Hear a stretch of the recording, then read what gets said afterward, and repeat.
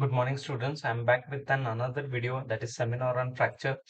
So basically, a fracture is an easy topic. So we are going to see the say that we are going to see the definition of fracture, then causes, then types, then pathophysiology, clinical manifestation, and its management.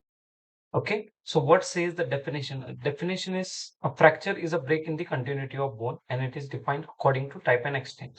So any breakage in the continuity of the bone, that is called as a fracture. That is the simplest definition of the fracture, or any or any break in the bone of the body, that is fracture. There are many types of the fracture. Before that, we are going to see the causes of fracture.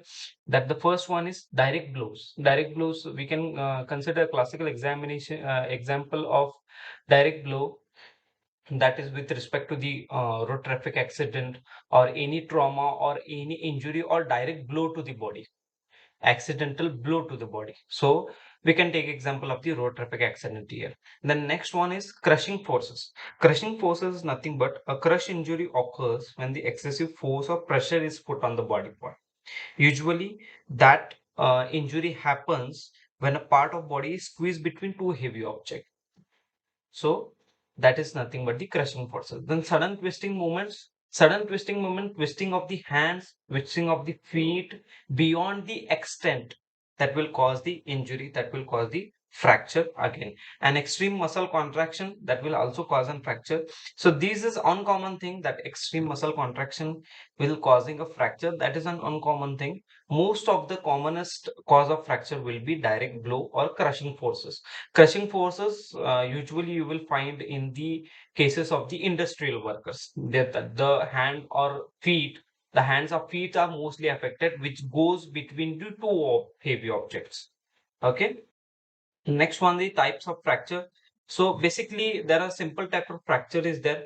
So two or the major types are there. That is open fracture and closed fracture.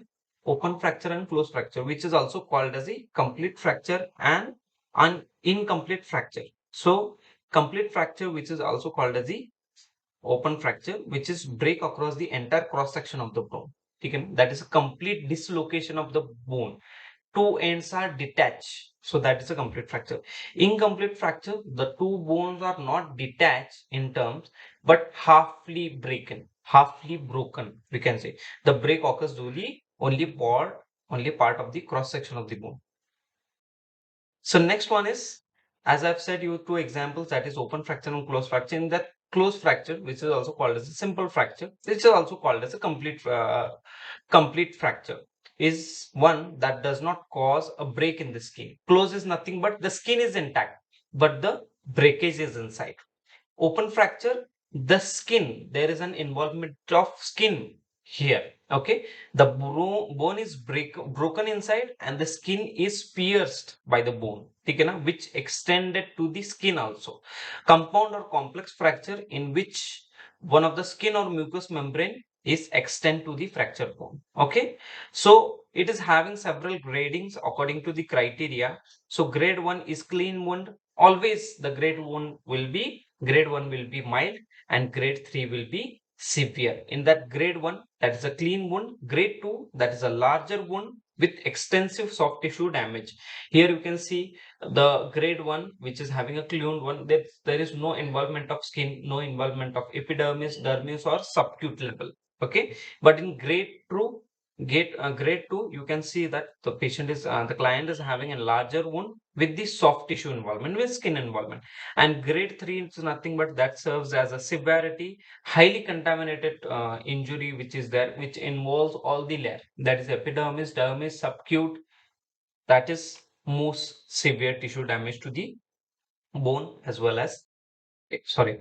So here you can see that the first one, that is green stick fracture. A green stick fracture is nothing but that is a piercing fracture. That is a breakage in the continuity of the skin, not complete, but that is a green stick fracture, just injury to the fracture, thus a scratch in the scratch which causing the fracture.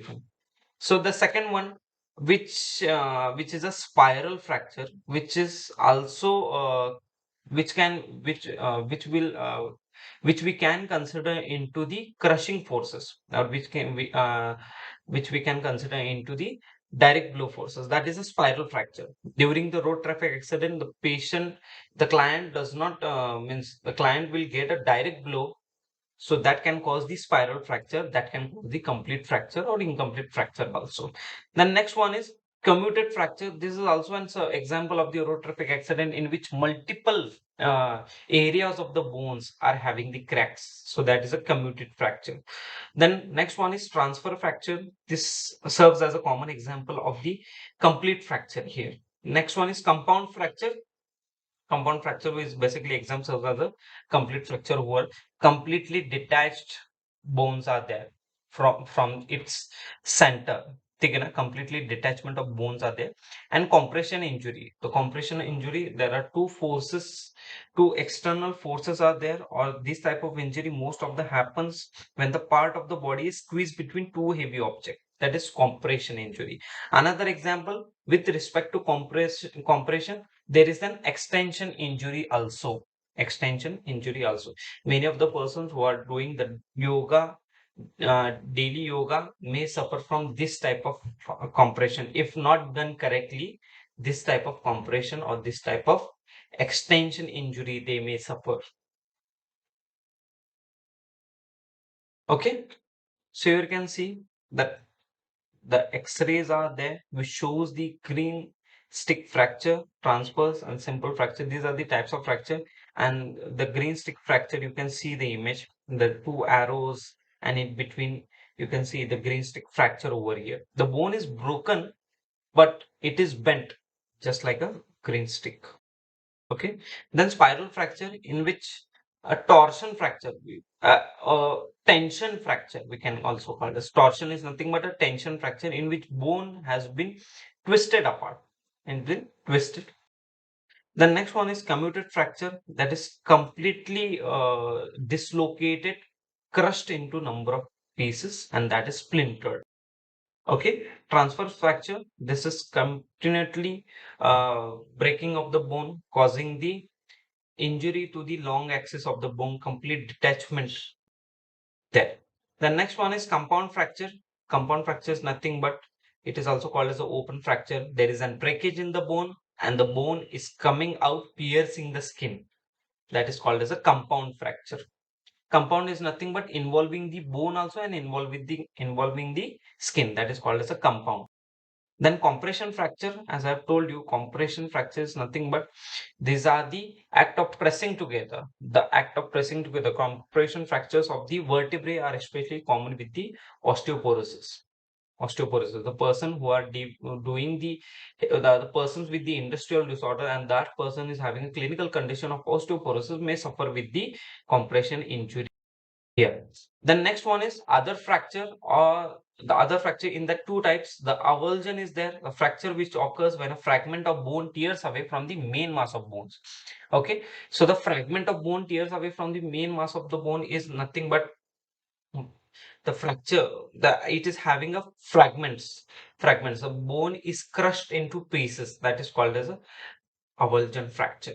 Okay, and which is dislocated from its exact position.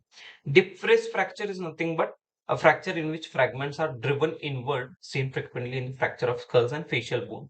This is a common example. We can take a road traffic accident and which the client is having a direct blow over the head, which is causing a depressed fracture. So directly blow over the head can cause the skull bones go inside the brain side, or can be depressed inside to the brain side. That is called as a depressed fracture. Then epiphyseal fracture, a fracture through the epiphysis and diaphysis. These are the two common things which are present in the long bone. So whenever there is an injury to the long bone, that is called as a epiphyseal fracture. And next one is the pathologic fracture. It is the pathologic. The name itself says that pathologic fracture is nothing but the disease bone. You can consider the disease bone in the case of osteoporosis, in the case of osteomalacia, deficiency of calcium, but no involvement of the infection is there. But in the case of metastasis, or in the case of cancer, in the case of AIDS, then you can see the pathologic uh, involvement is there. There is an involvement of infection is there. In the case of rheumatoid arthritis, the patient can have a pathologic fractures also. That infection which will make the bone porous, which will make the bone porous, that is called as a pathologic fractures. And these pathologic fractures, if a person will have a minor injury, the bone will tend to break. So that is a that is nothing but the fracture here. Stress is nothing but stress. There are another terminology for stress, that overusing of the bones. Overusing of the bones. A fracture that results from repeatedly loading without bone and muscle recovery. Consider a client is having a fracture of a long bone. Eventually, the client recovers in 6 months. Again, he is doing the activities of daily living as it is. He is giving more stress to that bone. He is giving more stress to that bone, causing the delayed healing and causing the recurrent fractures of that bone. Another terminology, as I've told you, that overusing of the bones. Overusing of the bones can also cause the stress, causing stress over the bones, and that can also cause the fractures in the bone. Okay, so the pathophysiology is simple, that due to any etiological factor, we can consider the etiological factor of the crushing moment also, and we can consider the etiological factor of the road traffic accident also. So fracture is nothing but it is not having a extent pathophysiology. It is directly whenever the person is having a road traffic accident, or whenever the person is suffering a fracture with the crushing moment, that fracture directly occurs, and muscle that were attached to the bone are disrupted and causing the spasm over it. For that is the means the fracture is occurring, uh, which is disturbing the area of which is disturbing the particular area, by causing the injury to the muscle, which causing the injury to the mass muscle, which causing the injury to the blood vessels also. Okay, na? Which is causing the spasm over that particular part. So whenever this type of fracture occurs or spasm occurs, there is a completely disrupted blood flow is there. The bone is dislocated, the bone is detached. Then that time, a proximal portion of the bone remain in the place. The distal portion can become displays in the response to positive fracture and the spasm in the associated muscle. So the proximal portion is somewhat attached to a central part, and distal part is free. For example, a shoulder is attached into a ball socket joint, will not have a major impact. But the bones of the humerus, on the bones of the radius and ulnar in the hand, causing the displacement fracture in that case, which causing the spasm in the muscle. In addition, the peristeum and the blood vessels in the cortex and the marrow are disrupted. So that is a classical example. When the bones are dislocated, when the bones are disrupted, when the bones are damaged, that time the blood vessels are also damaged, because the bones are having the above the bones, the muscle mass is there, and that muscle mass or that epithelium or that tissue or the cartilages which having a major blood vessels, which is serving the bone, which is serving the muscle mass, which is serving the n number of the uh, components of the hand, feet, or wherever the fracture has occurred. So that is the reason the blood vessels and the cortex and the bone marrow of a particular blood vessel is completely disrupted. So again, when the bone is damaged, the soft tissue is also damaged, occurs to bleeding and formation of the hematoma. Usually you have seen whenever the fracture is there, a hematoma occurs. Why the hematoma occurs? Because that hematoma will try to means actually the formation of hematoma between the fracture fragment and the beneath the peristoneum is to reduce the bleeding. So that is the reason the hematoma is there. So whenever that type of fracture is there, whenever the open fracture will be there, a lot of infection will be come over that side, and that will cause the spread of infection. So whenever there is an hematoma, the more and more blood will be accumulated over that part, more and WBC will go to that particular part, and try to stop that infection over that particular place, and try to stop that infection over that place only. That is the reason there is a formation of the hematoma is there. Then next one is bone tissue surrounding the fracture site dies, creating an intense inflammatory response. As I've told you, formation of hematoma because a lot of blood is going to that particular part, trying to recover the fracture if possible. Okay, na? The fractures, most of the major fractures require the surgery, but most of the minor fractures can heal on its own. So whenever there is an hematoma, there is a lot of blood which is going to a particular plaque, which is bleeding, and that hematoma will also contains the that hematoma will also contains the that also hematoma contains the RBCs and the WBCs, which try to retain the infection over that particular part, which is preventing the spread of infection to the other parts of the body. Okay, so that is creating an intense response over here.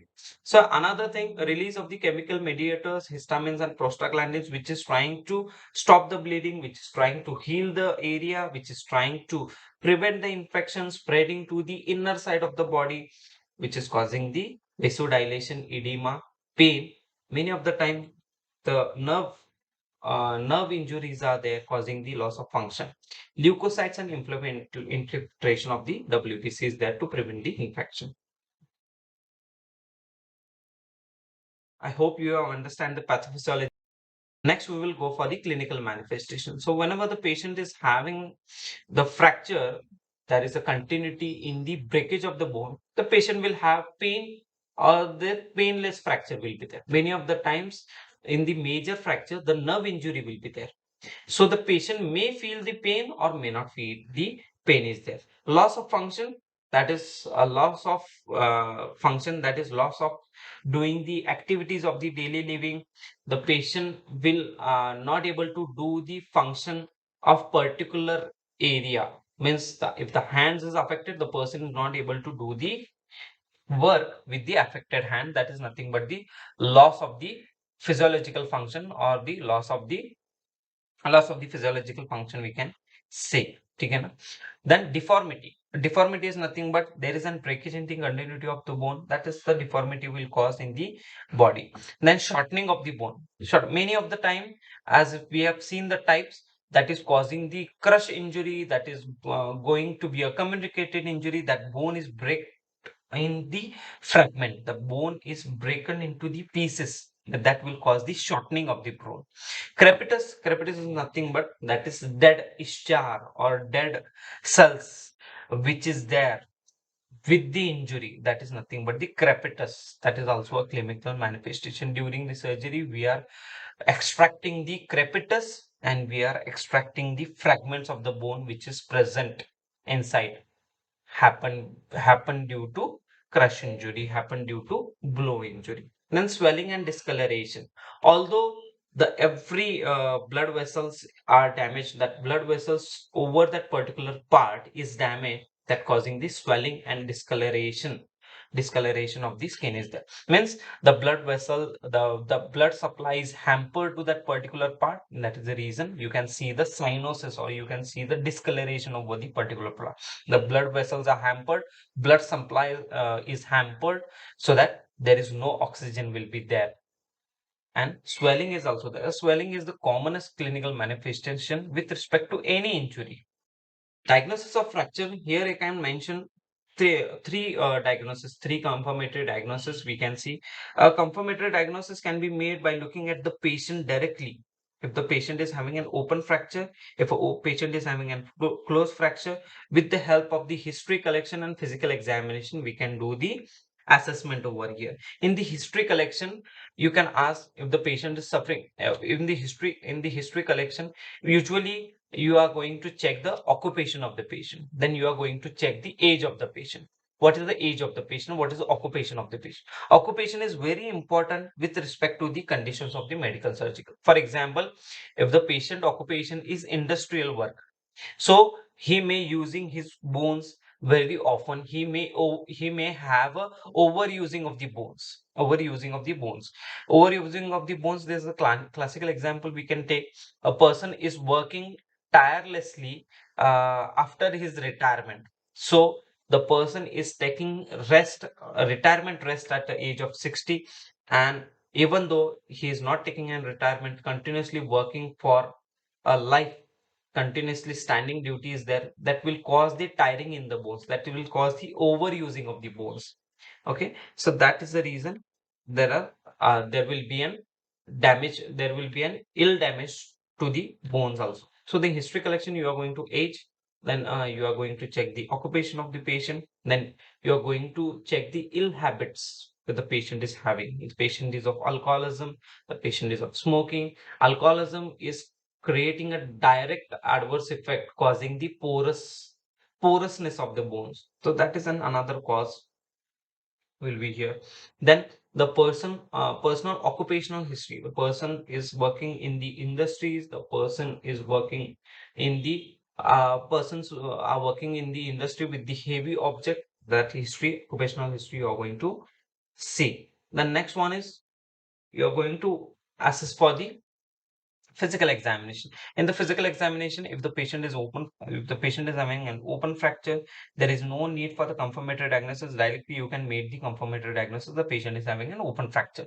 In the case of closed fracture, the patient will have a deformity, so that is also easy to assess. Check for the hematoma, check for the check for the reflexes, and check for the impulse transmission over that particular part, or check for the stimulus response over that particular part. That will help us to recognize what sort of nerve damage it is there. What sort of nerve damage is there? Nerve damage is mild, moderate, or severe. So that is a possible thing. Then next, if the patient is having a minor fracture, minor injury, which is not causing the deformity to the area of the skin, has having a ligament injury, has having a bone injury, minor bone injury or minor fracture, we can possibly go for the X-rays. If X-ray, we are not able to rule out the X-rays, we can go for the CT or MRI scan for the detailed investigation, for the detailed cross section of the images over that particular. Okay, so that the first aid for the management, which is nothing but that is a reduction technique. Medical or surgical management says that is a reduction technique. Reduction of a fracture, that setting up the bone, refers to the restoration of the fracture fragment to a autonomic alignment and rotation. Means entirely bone which is displaced, which is dislocated, we have to place the bone at its original position. The next one is that is ORIF, open reduction, internal fixation. Surgery, which is common as surgery, is surgical approach in which fracture fragments are reduced, in which in which the bones is fixed into its original position using the metallic pins, using the wires, using the screw plates or nails, rods to hold the bone in its place until the bone healing starts. Okay, so you can see that with the help of the internal fixation, we are placing the bones. So here you can see the third image, that is D image, how the rod is placed, and the rod will help the bone to keep it intact in its position. And when the bone is positioned to its original place, the healing process will start. So now next one is external fixation. External fixation is not in passion. The patient will have n number of complications with the external fixation. But the patient will be prone for the infections during the internal fixation or during the course of the healing. So that is the reason the external fixation is not in fashion nowadays.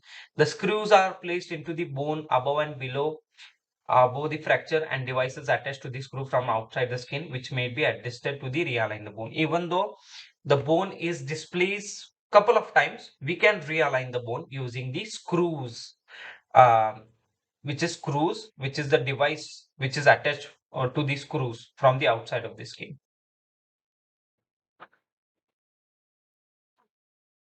So the internal fixation is the commonest thing which we are using, which our physicians are using in the various hospitals for the treatment of the fracture. Close reduction, that close reduction is accomplished by the bringing of the bone fragments into apposition by placing ends into contact. For example, if a complete fracture is there, complete dislocation of the fracture is there, complete displacement of two ends, then this close reduction, which is used to attach the fragments, placing the ends into contact, when causes the through the manipulation and manual traction. The traction is used here for the close reduction technique. So here, for the manipulation and the manual traction, the splint or cast is used by the physician or the nurses. Then X-rays are obtained, several X-rays are obtained to verify the bone fragments are correctly aligned. And traction is used to effect the fracture reduction and immobilization. Always you are using the traction for the immobilization. So the in the case of the care of the fractures, the immobilization plays an important role. So immobilization may be accomplished by the external and the internal fixation. Many of the time, the internal fixation will not require the traction many of the times, but the external fixation will require a traction to keep the bone aligned into its place. Method of external fixation include bandages, cast, splints, continuous traction and external fixators during the surgery. Okay, so this is the traction which you are using for the maintaining the position, maintaining the alignment of the bones into its. So the skin traction is there. Usually you are using the weight for the skin traction and the skeletal tractions, which for the skin traction you are using the 5 to 7 pounds which is attached to skin, and for the skeletal traction usually we are using the 10 kg which is attached directly bone. Then splinting is a common procedure for immobilizing an injury. Whenever the first aid says that whenever the fracture is there, in the case of closed fracture and the bone is intact, a minor injury of fracture is that we have to splint it as possible. Okay, to decrease the pain and to the injury in that case. Then these are the guidelines for the splinting. That splinting is done to support the injured area. Splinting is done to position the bones and to realign the bones, and check for the color, warmth and the sensation before the splinting, because that will help us to assess for the further complications. Immobilize above and below the injury, which will help to realign the bone place. Okay.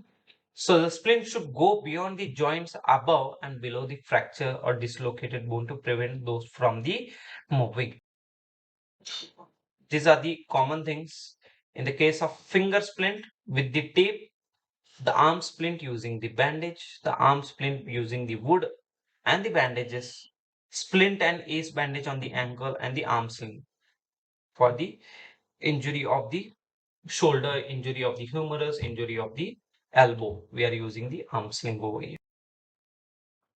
So the maintaining and restoring the function, that is the patient is having an injury, and that we have to see for the comfort, we have to look for the comfort, and we have to provide the reassurance and the pain relief strategies. These are the main aims which will be there for the maintaining and restoring the functions. Later on, when the patient will see the healing process, when the patient will show the positive response with the healing, then the exercises are encouraged, and participation of the patient in the activities of daily living that he used.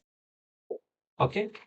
So teetering and open fracture, do not draw exposed bone back into tissue. Never ever press the bone back in 4 by 4 dressing over the bone to. If we are not doing the same, that will cause the avascular necrosis of the bone, because the bone is completely exposed to the external environment. Then reaction to the internal fixation devices. Reaction can be anything, any anti-inflammatory reaction, any anti-allergic reaction, or any infection will be there. That is causing the reaction to the internal fixation devices. Compartment syndrome develops when the tissue perfusion in the muscles is less than required for the tissue viability. Means entire blood vessels or entire tissues are stretched, entire tissues are damaged, which is not controlled, which is not controlled with the which is not able to control by the client, that the client is not able to uh, the client is not able to uh, adjust with that severe pain. The patient is complaining of the deep severe pain which is not controlled opioids. So the compartment syndrome, as I've told you, that the vessels are completely damaged, the ligaments are completely damaged, the tissues are damaged, which causing the reduction in the size of the muscle compartment, increases the pressure in the muscle compartment, and reducing the microcirculation lead to muscle and nerve anorexia and necrosis. So the easy example of the compartment syndrome, we can see that the blood is completely stagnant at one place, the ligaments is having no movement, the tissue is having no movement, and over a period of time, if a patient is not showing the movement over a particular affected area, that the patient will land up into a compartment syndrome because of the non-movement. And because of the non-movement, there the pressure will be increased in the muscle compartment. Okay. The next one is fat embolism syndrome, occurs mostly frequently in young adults. Flat globules may involve into blood, causing the narrow pressure and greater than the capillary pressure, usually occur 24 hours. So here the nursing management is there. As we have discussed the first step, the nursing management is also important. Encourage the patient not to mobilize the fracture site. Never ever mobilize the fracture site. Exercise to maintain the health of the unaffected muscles. Teach the patient to do the activities of daily living and use of the assisted device safely. Also, tell the patient to be self-dependent, to perform the self-care, to take the medication on its own, monitoring for the potential component for the submission. Always, whenever the patient is having an open fracture or whenever the patient is having any injury, client is having any injury, we have to follow the tetanus prophylaxis for the same. Wound irrigation and debridement for spreading of the infection, that has to be done into operating room, and intravenous antibiotics has to be given to prevent the infection or to treat the infection. Wound is culture to find out the particular stain of infection which is empty bone. Fracture is carefully reduced and stabilized by the external fixation or the intramedullary nails. Any damage to the blood vessels, soft tissue, muscles, and nerves, tendons are treated. These many things are usually go with the surgical management. These many 2 points are usually go with the surgical management. If the patient is going under, or if that is open reduction, internal fixation, so that the patient will not have damage to the blood vessels, soft tissue, muscle, nerves, and the tendons, which is already treated with the surgical process. Okay. So the care of the client with the class, detailed explanation of the procedure we have to give after applying the cast. Skin preparation involves the cleansing of the skin. Presence of the unremovable particle dust should be reported to the physician. And always we have to send the wound stains to culture. Roll the cast material individually, submerge in the clean water, and excess water is squeezed from the roll. Apply bandages, apply to encircle the body parts. As the water evaporates, the cast will dry. Faster class generate Plaster cast generates while drying, so interest the patient for the heat sensation. Do not cover the cast. Window or bivalving a cast means cutting a cast along with the both sides, splitting into decreased pressure of the underlying tissue. Never ever do the same. Window may also to be cut into cast to allow the physician or nurse to visualize the bone under the cast or remove. Means always the windowing and the bivalving a cast, always we have to done under the supervision or with the help of the nurse or the physician. Okay. So windowing is nothing but okay, taking a cross section of that particular area to see the wound or not. Then neurovascular assessment, it should be performed every 30 minutes for 4 hours. Assess the cast extremity for the color, warmth, pulse, and distal to the cast capillary refill. Movement of the distal finger, toes, awareness of the light, touch, distal to the cast, change in the sensation, assessment of the pain, degree of the pain using the Wong Baker facial expression pain. So you can assess the pain also. So this is all about the fracture. I hope you understand. You can, if you have any doubts, you can put your questions in the comment section. Thank you for listening to Nursing Guru. Hope you like the video. We will see you in next class, next session. Thank you.